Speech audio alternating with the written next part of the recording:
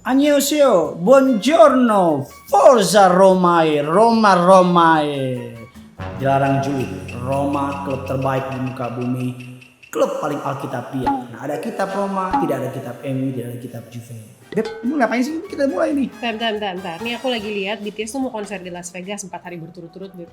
BTS Bontot Tanaka Simanjuntak.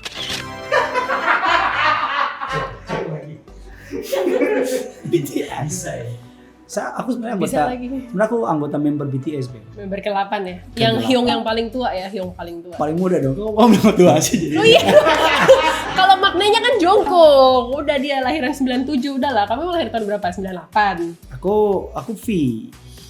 Oh, video deh. V BTS, video. Bajunya BTS lah, baju Tuhan Yesus menggambarkan BTS tidak pernah menebus kita dari kayu salib. Pak, Bapak bajunya Roma, Pak. Nih kambing gak pernah dalamnya dosa juga. Dalamnya Rise Again. Tapi Beb nih, jadi tuh aku sebenarnya penasaran juga sih. Kan aku suka belakangan ini lagi suka Kamu BTS. kayak ini loh, kayak kalau laki-laki kan opa, kalau perempuan apa ya? Oni.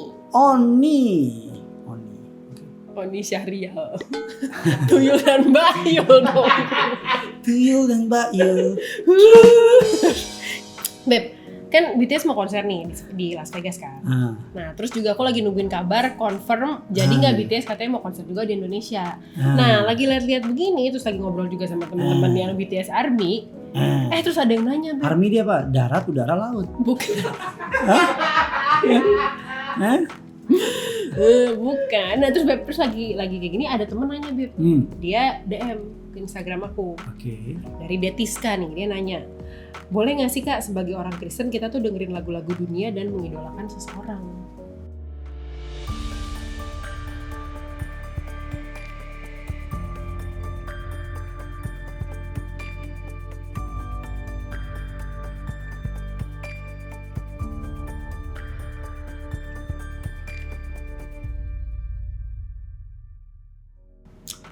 Apa kita mesti dengerinnya lagu rohani terus-terusan? Oke, ini biasanya menjadi sebuah, serius ya, ini menarik ini. Ini menjadi sebuah pertanyaan bagi orang-orang yang biasanya baru lahir baru dan mau sungguh-sungguh ikut Tuhan, ya kan? Jadi mereka langsung berpikir, waduh gimana nih? Salah nggak kalau saya punya talenta main musik dan memainkan lagu-lagu dunia? Salah nggak kalau saya main gitar terus nyanyi lagu-lagu dunia? Seperti itu kan? Itu kan karaokean, nyanyi lagu-lagu dunia. Nah, untuk bisa menjawab pertanyaan ini, kita perlu memahami bahwa boleh nggak lagu-lagu dunia? Gitu kan. Kita perlu memahami dari konsep dunia itu sendiri.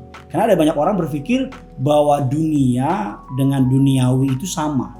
Oke, dunia dan duniawi itu berarti nggak sama? Harusnya berbeda. Karena kalau Tuhan meminta kita untuk meninggalkan atau memisahkan diri dari dunia, maka Tuhan tidak akan menyuruh kita tinggal di dunia. Karena Tuhan bilang bahwa aku mengutus kamu. Ya kan, seperti itu kan. Nah, dan juga kita mengatakan bahwa di dunia ini justru Tuhan mau kita awal penciptaan untuk menguasai bumi, ya kan, berkuasa dan melakukan itu. Nah, dunia dengan duniawi itu berbeda. Kalau lagu-lagu dunia itu banyak yang bagus-bagus. Kayak gini kan suka dengerin lagu tentang pelajaran kan, A B C D E F, gimana itu ada setannya, bisa ya kan, nggak mungkin kan?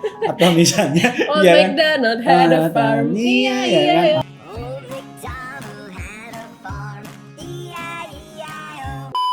Atau misalnya lagu kebangsaan Indonesia, masa ada setannya, ya kan? Atau misalnya lagu-lagu yang ya banyak lagu-lagu yang love song gimana? Ya love song juga tergantung juga kan. Ya, buat kan? Wedding gitu. Ya, pokoknya it depend lah. Ini jam mulu ya. Ini yang ngomong dulu. Ente apa Eke sih? Emang apa sih nggak boleh? Sombong amat. Ya kan. Nah, so kalau banyak lagu-lagu yang dunia, lagu-lagu itu yang menarik, yang bisa menambah istilahnya pengetahuan, yang membuat nilai patriotismenya makin kuat dan sebagainya. So, tapi kalau duniawi itu, nah ini beda kan. Duniawi itu adalah lagu-lagu yang membuat kita atau menuntun kita atau mengarahkan kita atau membentuk pola pikir kita untuk mencintai nilai-nilai dunia. Itu yang menjadi permasalahannya. So, lagu-lagu dunia itu selama nggak melanggar firman, lagu-lagu dunia nggak bertentangan dengan apa yang Alkitab ajar, lagu-lagu dunia yang misalnya kayak tadi lagu pengetahuan, ABCD, terus kayak lagu anak-anak kecil, kamu makannya apa? Tempe. Babi panggang. Itu versi dari Sumatera Utara ya kan. Itu nggak ada yang salah. Nah, juga menjadi menarik kita buka dulu firman Tuhan biar kita bisa lebih memahami lagi. Kita lihat dulu Efesus 5 ayat yang ketiga berkata demikian. Tetapi percabulan dan rupa-rupa kecemaran atau keserakahan disebut pun jangan di antara kamu sebagaimana sepatutnya bagi orang-orang kudus. Nah, dari ayat yang kita baca tadi kita dapat menemukan kesimpulan bahwa lagu dunia mengidolakan orang selama nggak bertentangan dengan firman Tuhan. Kan banyak tuh lagu-lagu yang kunci gini, lagu-lagu itu bukan di musiknya tapi di liriknya. Oke. I believe bahwa lagu itu juga ada rohnya. Ada banyak lagu-lagu zaman sekarang yang mengandung roh bunuh diri. Dengan liriknya, dengan bahkan penelitian bilang ada beberapa lagu, ada beberapa musik yang kalau dimainkan di frekuensi tertentu itu somehow membuat orang jadi depres, membuat orang menjadi stres, membuat orang juga bahkan punya keinginan untuk kayak dark dan melakukan segala sesuatu yang Jadi nggak cuma liriknya dong sebenarnya. Iya, tapi kan kalau yang lebih general lihat dari liriknya. Jangan lagu-lagunya yang justru misalnya pornografi. Kan ada tuh lagu-lagu banyak. Ya kan? Banyak lagu-lagu yang pornografi, mengagungkan cemburu, mengagungkan perselingkuhan, mengagungkan cinta buta, bahkan mengagungkan kekerasan, free sex dan sebagainya, bahkan narkoba dan sebagainya di packaging sedemikian mantap dan anak-anak muda jadinya kemakan. Seperti itu sih. Terus jadi intinya tuh kita kalau misalnya kita senang mau dengerin lagu dunia nih misalnya, lagu-lagu dunia intinya bukan lagu rohani deh gitu. Dengerin lagu dunia, jadi patokannya apa dong? Yang sampai di batas, aduh ini lagu kayaknya udah enggak, kayaknya gue gak mau dengerin yang kayak gini, sama yang kayak ini gue suka kok lagunya, masih gak apa-apa gue dengerin di mobil sambil nyetir. Mana yang batasannya sampai di mana gitu? Gini deh, untuk aku dulu waktu sebelum jadi pendeta, masih jadi remaja, unyu-unyu, waktu setahun yang lalu lah 17 tahun kan, aku sama 18 tahun.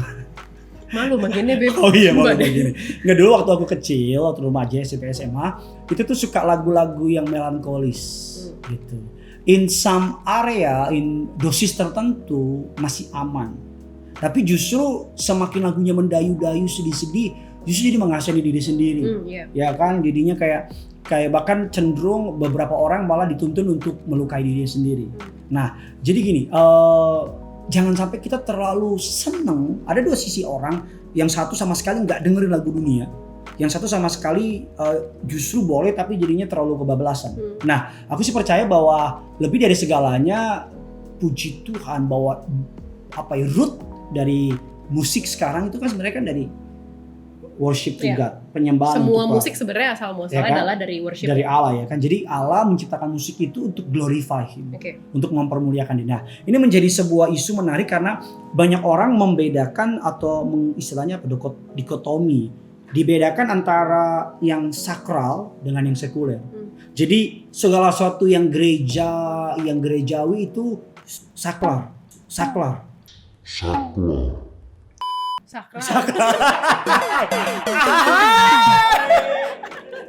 Pencetan, ketekan. Sakral, ya kan, segala sesuatu yang gereja itu lucu sekali itu ya. Yang sakral, ya kan, gereja. Jadi orang percaya, orang Kristen tuh membedakan dua hal ini. Jadi kalau gereja tuh sakral, terus kalau dunia itu sekuler. Padahal pada permulaannya Allah tuh nggak buat pemisahan. Semuanya kita katakan segala sesuatu yang kau perbuatlah untuk Tuhan, seakan-akan untuk Tuhan, untuk manusia. So sebenarnya nggak perlu ada dikotomi seperti itu. Sebenarnya kehidupan kekristenan bukan hanya kudus di hari Minggu, tapi kayak jatuh deh. Kristen itu adalah kehidupan sepenuhnya, bukan hanya Sunday, tapi Monday, Tuesday, Wednesday dan seterusnya. Jadi ini menjadi akar permasalahan sebenarnya karena mereka mendikotomi, memisahkan antara sekuler dengan dunia. Sekuler sama beda ya bos? Iya, sekuler dengan rohani. sakral. Memisahkan. Seperti itu sih. Nah, jadi sekarang kalau misalnya nih, kan biasanya kita dengerin lagu dunia gitu misalnya. Terus jadinya ngefans lah sama mengidolakan lah si penyanyinya, atau kita mengidolakan musisi tertentu. Jadi semua lagunya setiap kali dia rilis album kita beli, dia konser kita nonton. Menurut kamu itu gimana? Aku buka satu ayat biar kita juga bisa banyak dengar dari firman. Firman Allah bilang demikian dalam Roma 12 ayat yang kedua, janganlah kamu menjadi serupa dengan dunia ini, tetapi berubahlah oleh pembaruan budimu, sehingga kamu dapat membedakan manakah kehendak Allah, apa yang baik, berkenan kepada Allah, dan yang sempurna. So, mengidolakan seseorang dalam batas-batas tertentu masih bisa dibilang nggak dibilang oke, tapi masih bisa dimengerti. Tapi kan kita akan menjadi apa yang kita idolakan, ya kan? Contoh orang mengidolakan artis Korea, jadinya dandanannya ke Korea. Kayak kamu ini kan? Aku mengidolakan AS Roma. Nggak mirip orang Italia juga kan? Enggak, tapi kan pakai baju Mirip ini bunga kamu mirip pizza. Mau dimakan dong. Nah, apa sih? Lebih penting adalah mengidolakan ya orang-orang yang punya nilai-nilai kekristenan, nilai-nilai yang call me old fashion, call me lebay atau bagaimana, tapi aku percaya banget bahwa kita akan menjadi apa yang kita idolakan. So, kalau kita mengidolakan seseorang tapi ternyata nilainya A, B, C, D bertentangan dengan firman Tuhan, nanti kita akan jadi ikut sama orang itu. Tapi menarik sih ya, Beb. Aku tiba-tiba jadi inget. Jadi aku memang menarik, aku udah tahu.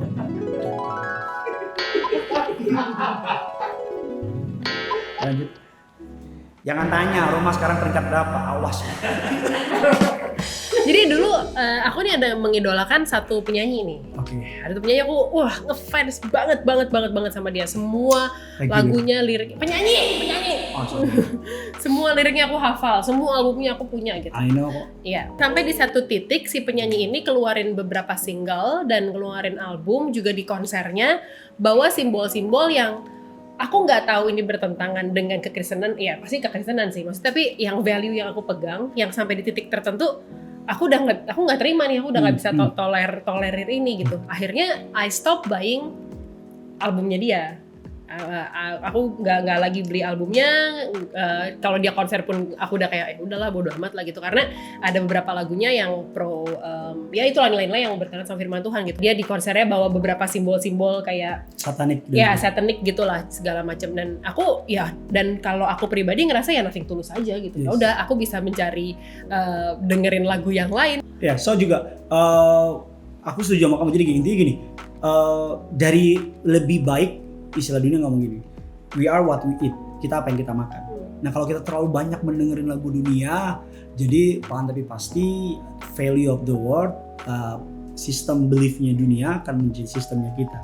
Nah, lebih baik, lebih penting adalah makanya kan ada pujian penyembahan, dan sekarang juga artis rohani juga keren-keren kok. Yes. Musiknya juga gokil-gokil. Mungkin bottom line-nya gini kali ya, bottom line-nya adalah mungkin jangan si idola kita ini melebihi posisinya Tuhan di hidup kita, ya kan? Bottom line-nya kayak gitu. Jadi Tuhan tetap yang jadi yang idola kita, yang ultimate, yang tak tergantikan. Idola itu pokoknya gini, kalau segala sesuatu yang bertentangan sama firman Tuhan, ya, tapi maksudnya kan kita mesti tahu, kita sekarang tahu gimana caranya itu gimana itu bertentangan dengan firman Tuhan, kan tentunya dengan pengenalan firman Tuhan dong. Baru kita bisa tahu ini bertentangan atau enggak. Of course, libur jadi, khusus.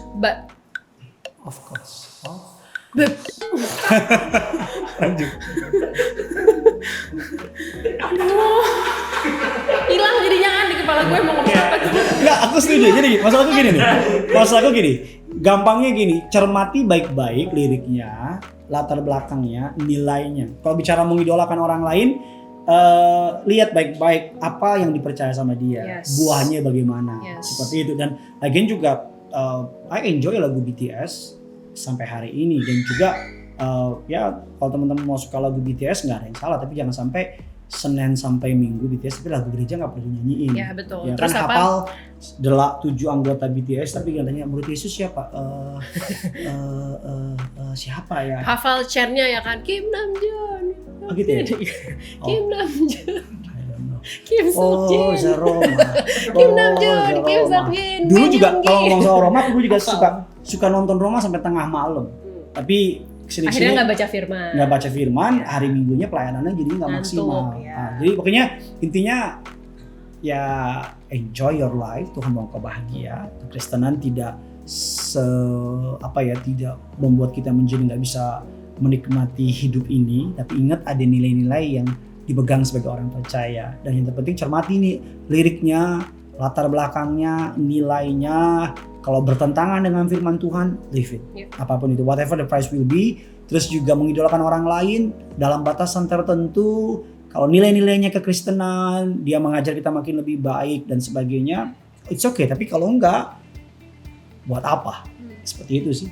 Yes, jadi memang ya to sum up gitu teman-teman, bottom line-nya adalah pertama kita kenal firman Tuhan dulu supaya kita tahu mana yang bertentangan mana yang enggak gitu dong.